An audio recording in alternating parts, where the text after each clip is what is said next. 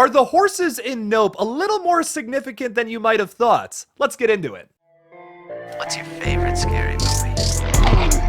Name it. We'll tear your soul apart. Well, I'm Pennywise the dancing now. We're gonna get you. Oh, blood on the beast! God, don't do that. But sometimes death is better. Hey everybody, what's up? KillJoy Jake here, and instead of having friends, I have horror movies. Double magic fingers today because I am super excited to get into this Nope theory that I have just concocted, kind of based off of an old theory, but building upon it into this much bigger thing. I think I got a pretty good idea here of what Nope might be about after many thoughts and thinks.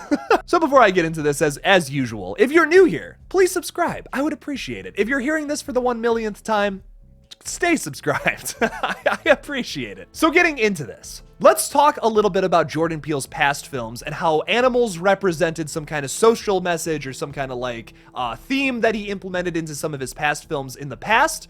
I said past a lot there, and how that could potentially affect his new film coming out this July. So in Us from 2019, his latest directorial feature, we saw rabbits were kind of like a big animal throughout. We got a lot of shots of them throughout the entire movie for totally different reasons. Now, the first time we see them is over this opening title card with this super awesome music. The music for Us is amazing, by the way. Not sure if I've said that enough on this page. I don't think I can say it enough. The music's fantastic. One of the best horror movie scores in a very long time.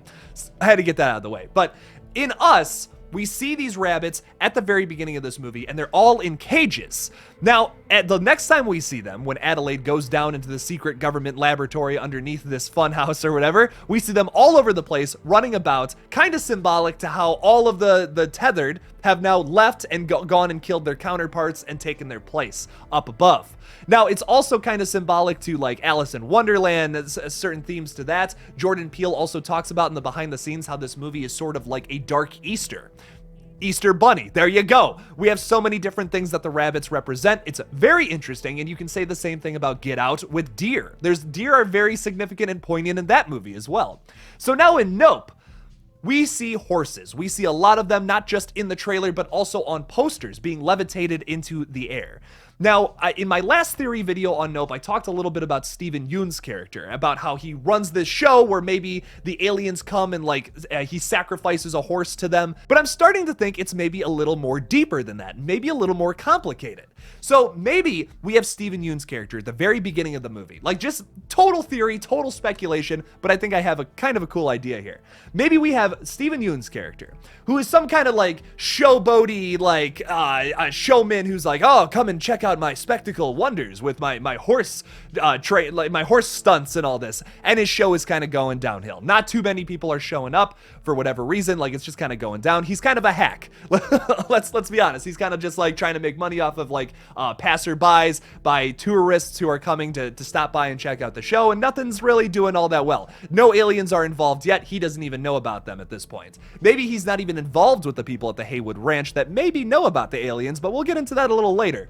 So maybe Steven Yeun's character is walking with his horse one night or something along those lines. It's dark out. It's nighttime. We get this horrifying sequence where an alien spaceship comes and abducts his horse and takes it and leaves him there and then just like flies off. And then he's just freaking out. He's just like, oh my God, what the heck was that? Oh my God. So then what he does is he implements this idea into his show. Maybe he finds out a way to call the aliens for whatever reason somehow during the day.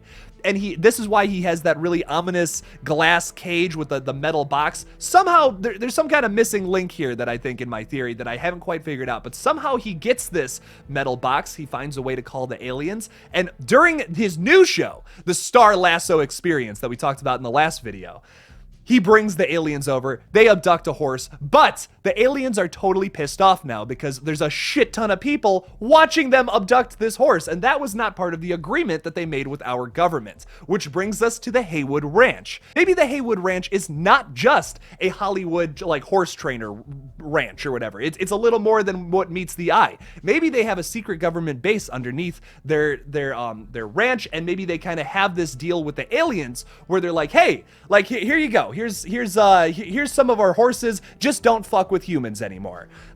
So this could be like a whole deal that maybe the aliens have with the humans, and they don't mess with us now because of that. But Steven Yeun's character totally ruins that whole relationship with this and ends up getting himself killed as well as everyone else at this show, which pisses off the aliens, which has them starting to come after the Haywood Ranch and attack us. Now, there's more to this than what meets the eye once again. What do horses represent? Like, rabbits represent a certain thing in Us, deer a totally other thing in Get Out. What do horses represent in literature? Horses represent freedom. They represent a lot of really positive things like confidence, bravery, freedom, once again. Now, what are the aliens doing with the horses? They're taking them away from us and experimenting on them, doing whatever the heck they want. This isn't exactly what freedom looks like.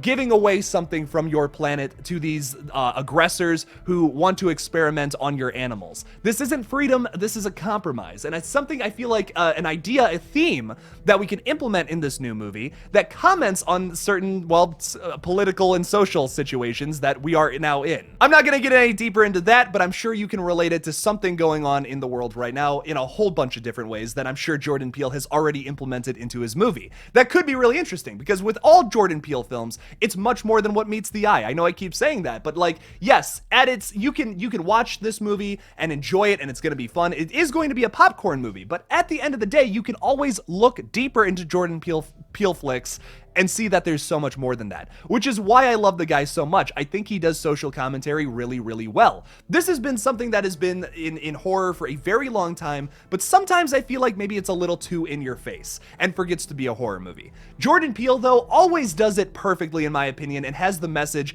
in the background, but still so important to the plot and still so important to what the movie is at the end of the day, it's hard to miss.